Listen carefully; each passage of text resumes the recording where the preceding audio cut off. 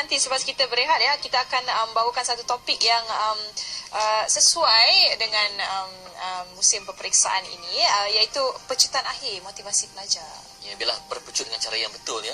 G5 tetapi tetap dengan landasan yang tepat. Kalau Ellie sekarang bagaimana? Kalau last minute study tu macam mana? Apa strategi anda? Saya champion last minute study. Saya pun sama. Oh ya ke? Sebab apa, ada photographic memory ke apa? Saya lebih kepada photographic memory. Ellie sekarang bagaimana? Sama photographic memory. Ya. Ya, saya akan ingat muka surat tu dah apa gambar yang ada dalam, termasuklah Saya akan ingat setiap perkataan yang ada di muka surat itu. photographic memory. Saya lebih suka memecut setara. Ya, awak seorang yang konsisten lah. Betul. Sebab kalau kita buat pesan akhir ni sentiasa nanti ada lompang-lompangnya. Tapi setiap cara berbeza, kesesuaian itu berbeza untuk setiap individu yang bagaimana. Macam saya lebih berkesan untuk belajar di saat akhir, kerana kalau belajar awal saya cepat mengeluarkan kembali. Apabila apa yang saya hafal tu, bila saya dah tulis kat kertas tu, dah keluar kat exam, habis. Short term memory lah ni. Baik, untuk selamat kita pandu di lorong tengah. Pandu di lorong tengah. Pecut dia perlu. Ya. Baik, Cik Fitri. Maknanya ada pendekatan berbeza-beza. Apapun yang ni pecutan terakhir lah. Ya, tapi kita bergantung pada setiap kapasiti kemampuan individu lah. Ada orang memang budak-budak, tengok budak tu nakal, budak-budak lepak, tapi dia genius. Dia study sekejap dia dapat. Ada orang yang mungkin laju, dia belajar tapi dia tak study smart. Dia cuma study hard. Macam mana kita nak pastikan walaupun akhir ataupun awal, tetapi impaknya bagus. Kita berehat dulu seketika, kembali selepas ini di Malaysia Hari Ini. Masih lagi bersama kami di Malaysia Hari Ini. Ellie sedang berbicara bersama dengan beramah mesra dengan tetamu. Sebab beliau ni wajah baru dalam industri motivasi, dan bila kita bercakap tentang orang muda ni, semangat ni berbeza sikit. Betul. Dan dapat memberi semangat kepada orang yang jauh lebih muda. Ya, dan pendekatannya lain daripada pendekatan motivasi konvensional. Itu andaian saya lah bila kita dengarkan apa yang beliau nak katakan tentang pecutan akhir. Bila kita bercakap tentang peperiksaan ni, saya perkenalkan Jumat Mat Saleh. Assalamualaikum. Waalaikumsalam. Selamat datang ke MHI. Kali pertama ke pernah datang sebelum ni? Pernah datang sebelum ni. Sebelum ni cerita tentang apa? Tapi bukan di MHI, kita datang ziarah kawan-kawan. Oh, dia datang ziarah. Maknanya ni kali pertama ke MHI. MHI lah. InsyaAllah. Okey. Dan sekarang musim peperiksaan dan banyak orang memberikan pendekatan yang berbeza-beza untuk berhadapan dengan peperiksaan. Jadi pecutan akhir tu secara umumnya apa? Sebenarnya pecutan akhir ini adalah persediaan ke arah langkah terakhir untuk pelajar mempersiapkan diri diorang untuk berdepan dengan peperiksaan sebenar nanti. Sebenarnya ini adalah orang sebut sebagai usaha yang semaksimum yang mungkin mereka lakukan lah, insyaAllah.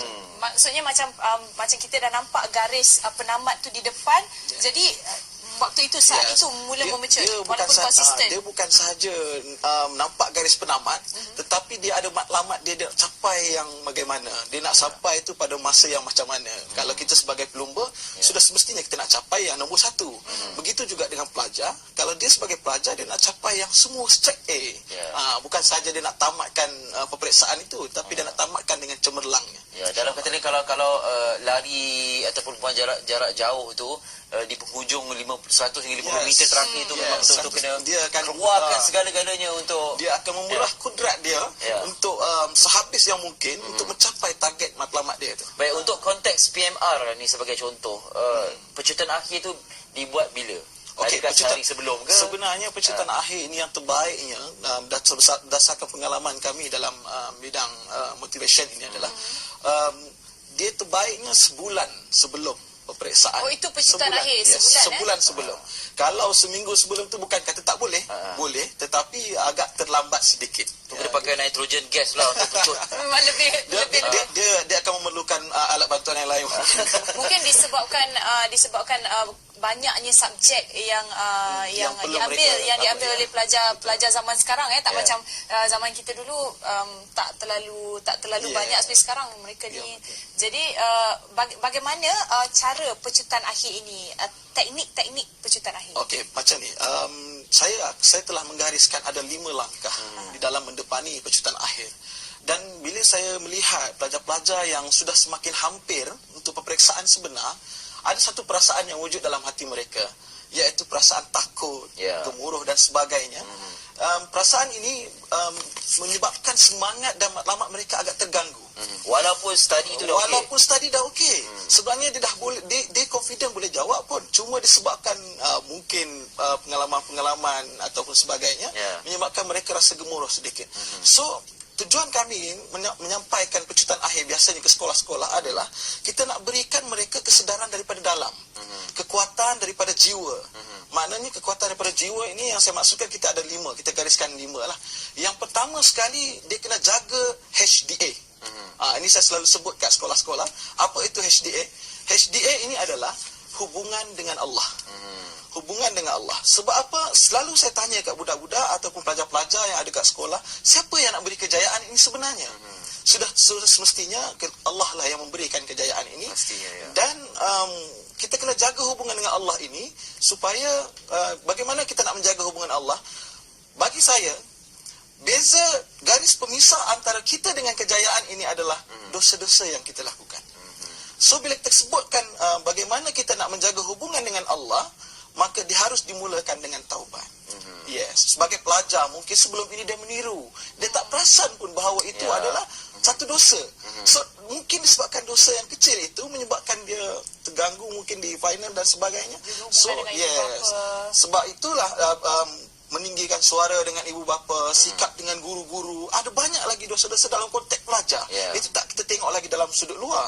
So inilah yang saya ketengahkan. Yang pertama sekali mereka kena tekankan hubungan dengan Allah. Yang keduanya, di dalam hubungan dengan Allah ini mereka kena jaga, semestinya kita sebagai seorang Muslim bahawa kunci kejayaan yang utama itu adalah solat.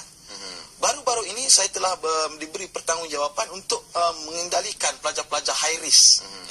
Jadi pelajar high risk ini bukan high risk sebab dia bawa benda-benda tajam dan sebagainya, tapi pelajar-pelajar yang terkebelakang keputusannya ini.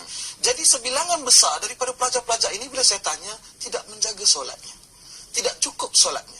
Jadi saya menasihatkan kepada pelajar-pelajar, terutama yang pelajar PMR, untuk pecutan akhir ini cuba kita jaga solat 5 waktu itu. Kemudian bila kita ada kekuatan, kita tambahkan dengan solat hajat, solat duha dan sebagainya.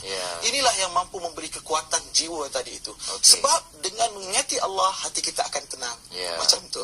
Jadi kekuatan dalaman itu ada. Itu bunyinya macam klise, tapi itulah hakikat yang sebenarnya. Okey, sebelum maafkan saya terlanggar.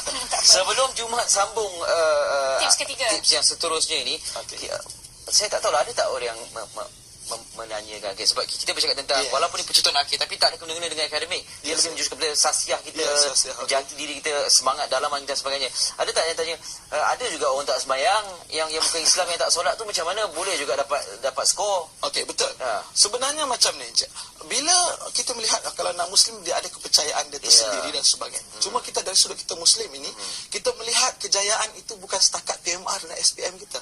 Kerana kita ada matlamat yang lebih jauh, iaitu menuju ke akhirat nanti. Sebab kita nak jadikan apalah maknanya kita berjaya hari ini tetapi di sisi Allah kita nothing.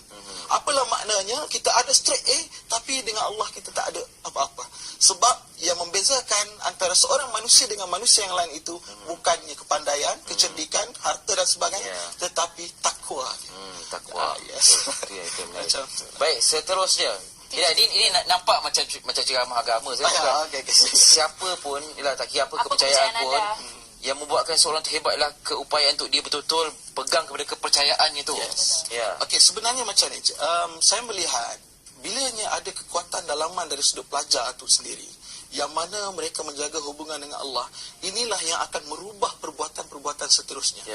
Yang kedua tadi saya sebutkan, pecutan yang akhir yang kedua adalah menjaga hubungan dengan ibu bapa. Apabila mereka sedar kekuatan yang Allah suka adalah menghormati ibu bapa, maka mereka secara tak langsung akan berubah terhadap ibu bapa.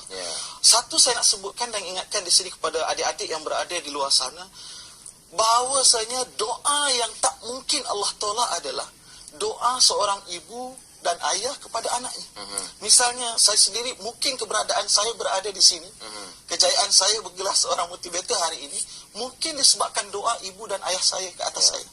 Jadi sebab itulah saya menyarankan bahawa kalau pelajar-pelajar yang ada di luar sana kena jaga hubungan ini dengan ibu bapa.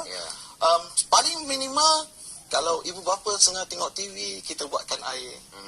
Paling minimal kalau ibu bapa tegur sekali, kita dah ubah dah. Ya. Jangan sampai ibu bapa meninggikan suara kat atas. Maknanya kan kalau dalam sebulan ni tiba-tiba anak perangai lain, tiba-tiba main redha, sokong Yes. kan. Jangan tanya apa Jangan hal tanya dia, apa hal apa hal pelik dia semacam tiba-tiba perangai. pelik. Dan saya ada satu pesanan juga kepada ibu bapa yang berada di luar sana.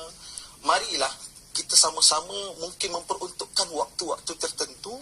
Contohnya ada seorang kawan saya. Saya tanya dia, apa kunci kejayaan awak? Salah satu kunci kejayaan saya adalah bila saya nak menuju final exam ataupun exam sebenar, mak ayah saya 2 hari sebelum tu dah solat hajat untuk saya. So, peranan ibu bapa juga itu memainkan peranan yang penting sebenarnya. Dia bukan diletakkan di atas bahu pelajar itu sendiri. Ya. Jadi ini salah satu, bukan sahaja membantu dia, tetapi dapat memberikan sokongan moral ke atas dia. Macam tu. Ya. Dan okey, sebab ni soalan di penghujung lah. Ya. Sekarang peperiksaan dah mula. Jadi pencutan akhir dah kata sepatutnya dimulakan sebulan. Untuk dalam tempoh berdebaran menjalani peperiksaan ni, apa antara perkara yang boleh sebagai kesinambungan kepada pencutan akhir? Sebab banyak belum sampai garis penamat lagi ni. Hari pertama peperiksaan bukan garis penamat sebenarnya kan? Yes, ya. betul. Jadi dalam tempoh menjalani peperiksaan ni, apa antara perkara yang boleh lakukan? Okey, macam ni. Bagi pelajar yang dah hampir waktu ni, yang pertama tadi bila kita jaga hubungan Allah dan sebagainya, kita tambahkan dengan hubungan kita dengan ibu bapa, guru-guru dan sebagainya. Dan yang paling penting adalah di saat-saat akhir ini, pastikan nota-nota ringkas itu tidak jauh daripada kita. Sentiasa di Ya, mana-mana. Sebab kita sentiasa di mana-mana. Saya dari sudut konsultan yang kami bawa ini, kita ada satu pendekatan terbaru yang kita sebut sebagai smart mind mapping. Smart mind mapping ni biasanya kita offer pada sekolah-sekolah di awal persekolahan.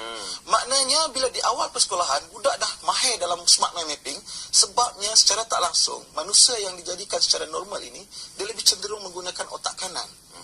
Kenapa saya kata macam tu? Bila encik, saya minta bayangkan sebiji pisang. Adakah encik membayangkan dia P-I-S-A-N-G? Tidak. Gambar. Encik akan bayangkan dalam bentuk objek. Ya. Itu membuktikan bahawa setiap manusia itu lebih cenderung menggunakan otak kanan. Jadi mind mapping yang kita ketengahkan ini adalah untuk membantu merangsang otak